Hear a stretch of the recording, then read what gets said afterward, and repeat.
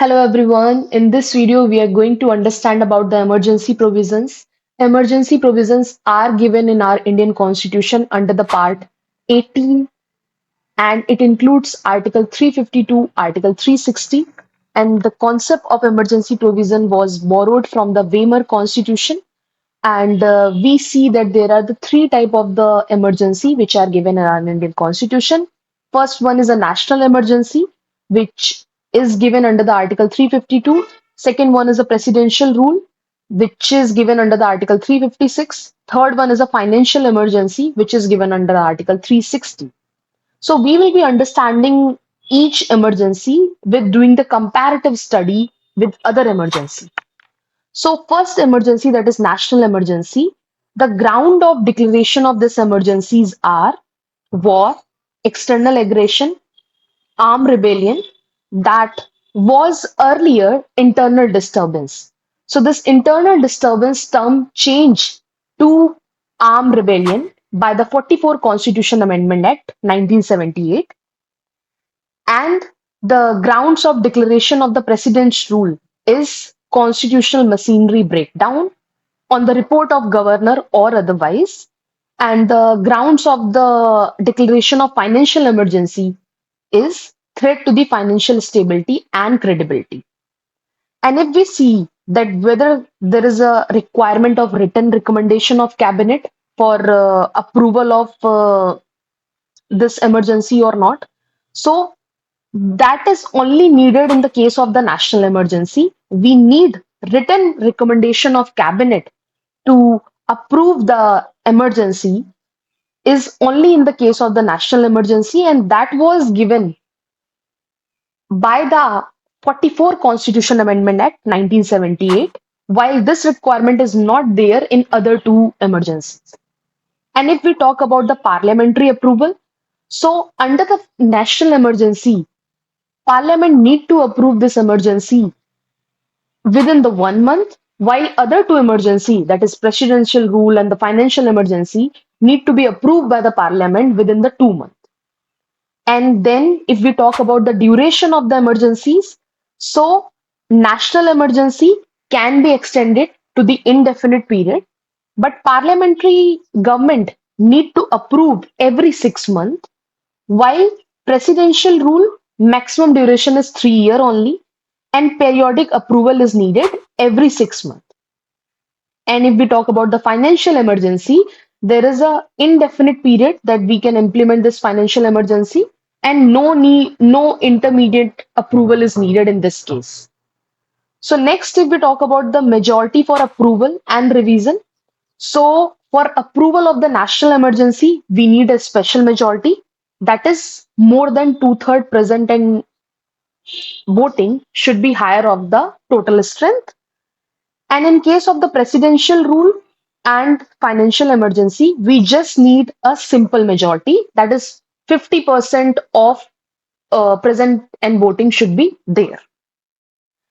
And if we talk about the revocation of the emergencies, so revocation in case of the national emergency can be done by the president or by the Lok Sabha with a simple majority. But in case of the presidential rule and the financial emergency, only president is somebody who can revoke this, who can do the revocation of the emergency. And then further, if we talk about the laws on the state subject, see what is the effect on the subjects which are given under the state list. So in case of the national emergency, state list becomes similar to the concurrent list. That is, both parliament and state legislature can make law on it, and parliament can make law on the state list, but cannot delegate it to other authority. While in case of the presidential rule, Parliament make law on the state list and can delegate law making power to president or any other authority specified by him. But in case of the financial emergency, no law are enacted on the state list. And if we talk about the continuation of law, so as I earlier told that in case of the national emergency, do not continue 6 months after the revocation, and in case of the presidential rule, will continue and the state can amend or repeal them. It depends on the state legislative assembly what they want to do. And in case of the financial emergency, no laws are enacted on the state list, as I earlier told. If we talk about other impacts, so other impacts are that center can give direction to state on any matter, and president can change constitutional distribution of revenue between center and state, and life of Lok Sabha and Legislative Assembly can be extended by 1 year at a time indefinitely. Post emergency only 6 months. So this is only applicable in the case of the national emergency, while in case of the presidential rule, state executive is dismissed because it was because of the failure of the constitutional machinery breakdown in the state only, and the state legislature can be dissolved or dismissed. Administration is done by president via governor, and governor is somebody who is doing the presiding that state, while the recommendation and the authorities by the president only, and parliament get power to make the laws on the state list.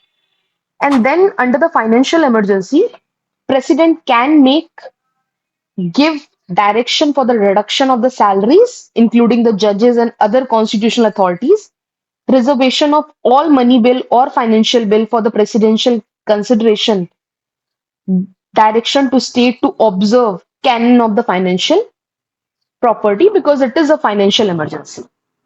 And if we talk about the fundamental rights, that what is the effect on the fundamental right once emergency is declared? So, in case of the national emergency, fundamental rights are affected. And as we know, under the Article 358, it is given that once the national emergency declared, Article 19 gets automatic suspension, but this suspension only in the case of ground of the war or external aggression. Means, as I earlier told, that there are the three ground to declare the national emergency. One is the ground of the war. Second is the external aggression. Third is an armed rebellion. So, in case of the two case only, ground of the war and external aggression, the suspension of the Article 19 comes. But in case of the armed rebellion, there is no suspension of the Article 19. And the second one is the Article 359, which talks about the suspension of other fundamental rights. And by the 44th Constitution Amendment, it is also given that Article 20 and Article 21 cannot be suspended under the national emergency. And in case of other emergency, that is presidential rule and the financial emergency, there is no impact on the fundamental right. And if we talk that how many times these emergencies are imposed in our India. So in case of national emergency, there are the three times when in India sees this national emergency. First was 1962, second was 1971, and third was 1975, in which we see that two time it was because of war. Was first was the Indochina War 1962, second was the war with the Pakistan, that was when the Bangladesh separated, that was 1971, and third was 1975, which was because of the internal reasons. And if we talk about the presidential rule, so it's been around more than 100 times that this presidential rule imposed in different states. And if we talk about the financial emergency, so there is not any a single instance where the financial emergency declared in our country. So that was all about the emergency provisions. Thanks for watching.